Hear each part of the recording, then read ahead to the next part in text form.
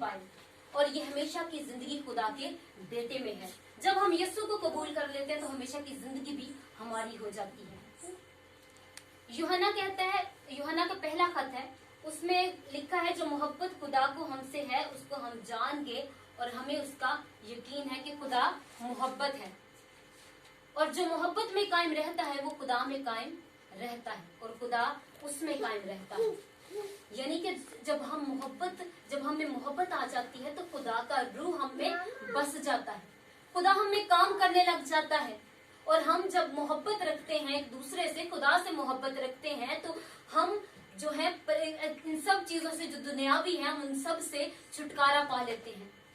दुनियावी मोहब्बत सिर्फ हमें दर्द देती है, दुख देती है, लेकिन जो रूहानी मोहब्बत है, जो खुदा से मोहब्बत होती है, वो सिर्फ हमें क्या देती है? खुशी देती है, इत्मीनान देती है, तहम्मुल देती है, सब्र देती है। हर एक चीज खुदा की मोहब्बत हमें अता कर देती है। हम ख्वाहिश करते हैं और खुदा का रूह हमें अता कर देता है, और ये तभी हो सकता है जब हम में खुदा का रूह होगा, जब हम में खुदा की मोहब्बत होगी। आजकल दौर ऐसा है कि एक दूसरे से हम मोहब्बत नहीं बल्कि नफरत ही करते हैं, एक दूसरे से हसद करते हैं, क्योंकि अगर हम में खुदा का रूह होता तो हम कभी भी एक दूसरे से नफरत ना करते, कभी भी एक दूसरे से ऐसे पेश ना आते। कलाम मुकद्दस में जो भी मैंने पढ़ा है कि जो मोहब्बत में कायम रहता है वो खुदा में कायम रहता है। यानी कि अगर हम मोहब्बत में कायम रहेंगे तो खुदा हम में कायम रहेगा और हम खुदा में कायम रहेंगे। यही है कि अगर हम खुदा में कायम रहेंगे तो खुदा का रूह भी हम में कायम रहेगा। खुदा हर मुसीबतों से, परेशानियों से, दुखों से हमें रिहाई जरूर देगा।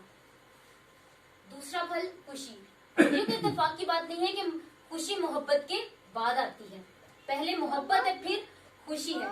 अगर हम पहले खुशी के तालिब होंगे तो खुशी हमें कभी भी नहीं मिलेगी, लेकिन जब हम खुदा की मोहब्बत से मोहब्बत करेंगे तो खुशी हमारी तालब होगी, खुशी हमें ढूंढेगी।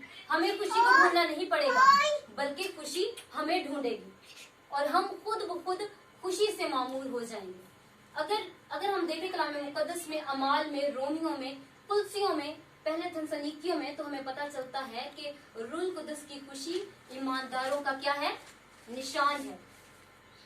कलाम मुकद्दस हमें बताता है कि हम यीशु को अपनी जिंदगी में पाकर कितनी बड़ी खुशी हासिल कर सकते हैं। हम यीशु मसीह को कैसे अपनी जिंदगी में पा सकते हैं?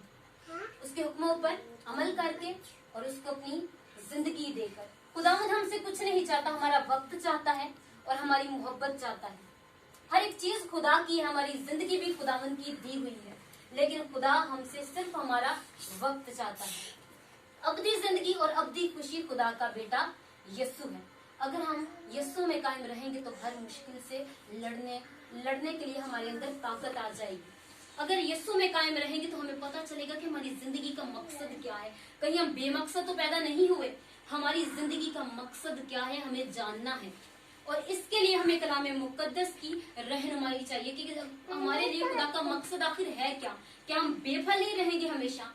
अगर हम बेफल रहेंगे तो हमें भी काट के उस आग की झील में डाल दिया जाएगा, लेकिन अगर हम फलदार दरख्त रहेंगे तो हमेशा खुदा में कायम रहेंगे। खुदा ने कहा कि जो डाली मुझ में रहती है वो कायम, जो डाली मुझ में रहेगी वो कायम रहेगी, क्योंकि अगर हमें फल नहीं लगेंगे तो खुदा हमें तन्हा छोड़ देगा।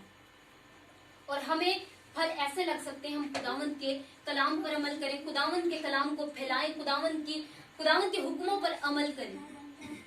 आज हमें अपनी जिंदगी पर गौर करने की जरूरत है कि क्या हमारे लिए खुदा की मर्जी हमारे लिए क्या है, हमारा खुदा का मकसद क्या है हमारी जिंदगियों के लिए।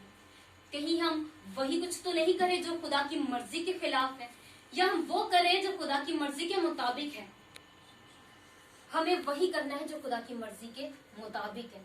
हमें खुदा के हुक्मों से दूर नहीं जाना। अगर हम खुदा के हुक्मों से दूर जाएंगे तो ये हमारा नुकसान है, खुदा का नहीं। अब्दी खुशी जो है ये अगर हम देखें पीछे रसूलों के अमाल में, तो जितने भी खुदावंद के शागिर्द थे उन्होंने मौत को खुशी खुशी कबूल किया, उन्होंने मौत को